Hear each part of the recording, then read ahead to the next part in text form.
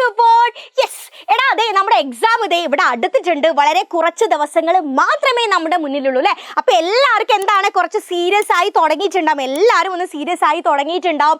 കാരണം വളരെ കുറച്ച് ദിവസങ്ങളെ നമ്മുടെ മുന്നിലുള്ളൂ. ആ കുറച്ച് ദിവസങ്ങൾ നമ്മൾ അടിപൊളിയായിട്ട്, അതായത് ആ ദിവസങ്ങൾ കൊണ്ട് നമ്മൾ അടിപൊളിയായിട്ട് പഠിച്ചിട്ടുണ്ടെങ്കിൽ മാത്രമേ നമുക്ക് അടിപൊളിയായിട്ട് എക്സാം എഴുതാൻ പറ്റുള്ളൂ അല്ലേ? യെസ്. പക്ഷേ ഈ ഒരു സമയത്ത് എല്ലാവരിലും ഉണ്ടാകുന്ന ഒരു ചിന്ത എന്ന് പറയുന്നത് എവിടെ നിന്ന് തുടങ്ങണം, എവിടെ അവസാനിപ്പിക്കണം, അല്ലെങ്കിൽ ഏത് ചാപ്റ്ററാണ് ഞങ്ങൾ കൂടുതലായിട്ട് പഠിക്കേണ്ടത്, ഏത് ചാപ്റ്ററിൽ ഞങ്ങൾ ഒരുപാട് ടൈം സ്പെൻഡ് ചെയ്തിട്ടുണ്ടെങ്കിലാണ് ഞങ്ങൾക്ക് കൂടുതൽ മാർക്ക് കിട്ടുക എന്നൊക്കെ ആയിരിക്കും അല്ലേ? കാരണം നമ്മുടെ മുന്നിൽ വളരെ വളരെ വളരെ കുറച്ച് ദിവസങ്ങളേ ഉള്ളൂ. അപ്പം നമ്മൾ ഏതെങ്കിലും ഒരു ചാപ്റ്റർ പഠിച്ചു, ഒരുപാട് നേരം ഇരുന്ന് പഠിച്ചു, പക്ഷേ ആ പഠിച്ച ചാപ്റ്ററിൽ നിന്നും വളരെ കുറച്ച് ക്വസ്റ്റ്യൻസേ വരാൻ പോകുന്നുള്ളൂ എങ്കിൽ, അതായത് ഈ കഴിഞ്ഞ എക്സാമിന്, അതായത് കഴിഞ്ഞ വർഷങ്ങളിലൊക്കെ ഈ ഒരു ചാപ്റ്ററിൽ നിന്നും വളരെ കുറച്ച് ചോദ്യങ്ങളെ വന്നിട്ടുള്ളൂ. അപ്പോൾ അത്രയും നമ്മുടെ ടൈം അവിടെ വേസ്റ്റ് ആയില്ലേ? അപ്പോൾ അതൊക്കെ ആയിരിക്കും നിങ്ങളുടെ ഉള്ളിലുള്ള ഒരുപാട് ചിന്തകൾ എന്ന് പറയുന്നത് അല്ലേ? യെസ്. അപ്പോൾ ആ ഡൗട്ട്സും ആ പേടിയൊക്കെ ഒന്ന് മാറ്റാനാണ് ഇന്ന് മിസ് വന്നിരിക്കുന്നത്. യെസ്. അപ്പം നമ്മുടെ കേസിൽ, ഹിന്ദിയുടെ കേസിൽ എന്താണ്, നമുക്ക് 4 യൂണിറ്റ് ആണ് പഠിക്കാനുള്ളത് അല്ലേ? ഈ 4 യൂണിറ്റിൽ ഇത്രയും ചാപ്റ്റേഴ്സ് ആണ് നമുക്ക് പഠിക്കാനുള്ളത്. അപ്പോൾ ക്രിസ്മസ് എക്സാം വരെ 3 യൂണിറ്റ് നമ്മൾ അടിപൊളിയായിട്ട് പഠിച്ച് അവിടെ പഠിച്ചിട്ടുണ്ടായിരുന്നു. ഇപ്പോഴത്തെ കഥയല്ല, പഠിച്ചിട്ടുണ്ടായിരുന്നു. അപ്പോൾ നമ്മുടെ മുന്നിൽ എന്താണ്, ഒരു യൂണിറ്റ് ആണ് ഉള്ളത്. പക്ഷേ നമ്മുടെ ഈ എക്സാമിനല്ലേ, നമ്മുടെ +1 എക്സാമിന് എന്താണ്, നമ്മൾ ഈ 4 യൂണിറ്റ് നമ്മൾ കവർ ചെയ്തേ പറ്റുള്ളൂ അല്ലേ? അപ്പോൾ ഏത് ചാപ്റ്ററിനാണ് കൂടുതൽ ക്വസ്റ്റ്യൻസ് വന്നത്, ഏത് ചാപ്റ്ററിനാണ് കൂടുതൽ ഇമ്പോർട്ടൻസ് കൊടുക്കേണ്ടതെന്ന് അറിഞ്ഞിട്ടുണ്ടെങ്കിൽ നമുക്ക് അടിപൊളിയായിട്ട് ഈ കുറഞ്ഞ സമയം കൊണ്ട് അടിപൊളിയായിട്ട് പഠിക്കാൻ പറ്റൂലേ? യെസ്. അപ്പം നോക്കിക്കേ, നിങ്ങളുടെ +1 എക്സാമിന് 2024, അതായത് കഴിഞ്ഞ വർഷത്തെ നിങ്ങളുടെ എക്സാമിന് മാർക്ക്, അതായത് നിങ്ങളുടെ ഓരോ ചാപ്റ്റേഴ്സിനും വന്നിട്ടുള്ള മാർക്കാണിത്. ഓക്കെ. അപ്പോൾ ഓരോ ചാപ്റ്റേഴ്സ് ഒന്ന് എടുത്ത് നോക്കിക്കേ. നമ്മുടെ ഒന്നാമത്തെ ചാപ്റ്റർ അനുതാപിൽ നിന്നും നിങ്ങളുടെ +1 എക്സാമിന്, കഴിഞ്ഞ വർഷത്തെ +1 എക്സാമിന് 3 മാർക്കിനാണ് ക്വസ്റ്റ്യൻ വന്നിരിക്കുന്നത്. ഓക്കെ. ദെൻ നമ്മുടെ നെക്സ്റ്റ് ചാപ്റ്റർ മത്റതുൽ നിന്നും 5 മാർക്കിൻ്റെ ക്വസ്റ്റ്യൻ വന്നു. ഓക്കെ. ദെൻ നെക്സ്റ്റ് ചാപ്റ്റർ നോക്കിക്കേടാ, യ ഹമാര അധികാർ ഹേ എന്ന് പറഞ്ഞാൽ നമ്മളെ പത്രം ഉണ്ട് അല്ലേ? യെസ്. അതിൽ നിന്നും 8 മാർക്കിൻ്റെ ക്വസ്റ്റ്യൻ വന്നിട്ടുണ്ട്. സോ ആ ഒരു പത്രം നമ്മൾ പഠിക്കൽ വളരെ വളരെ ഇമ്പോർട്ടൻ്റ് ആയിട്ടുള്ള കാര്യമാണ്. നെക്സ്റ്റ് ജുലൂസിൽ നിന്നും 4 മാർക്കിനാണ് കഴിഞ്ഞ വർഷം ചോദിച്ചിരിക്കുന്നത്.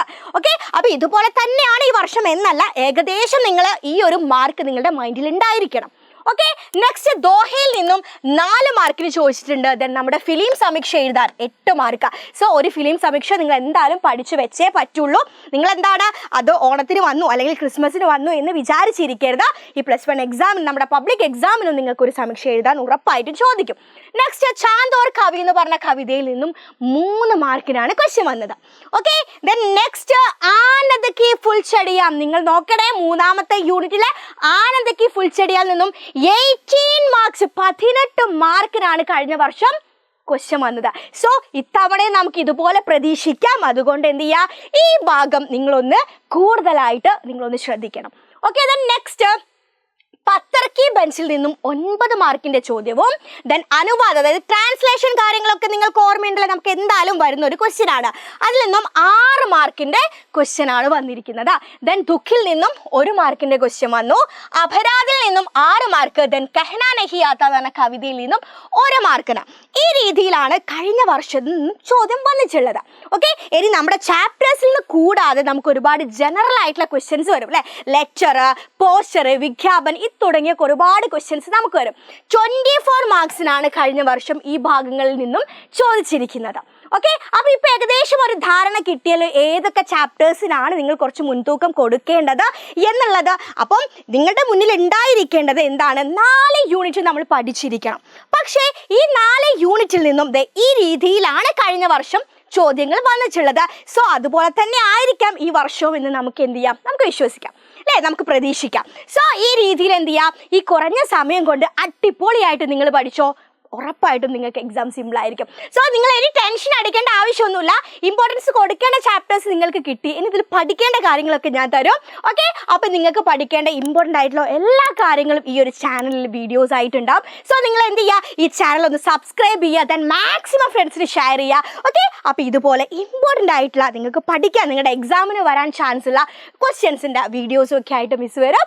അപ്പം നമുക്ക് നെക്സ്റ്റ് വീഡിയോയിൽ കാണാം.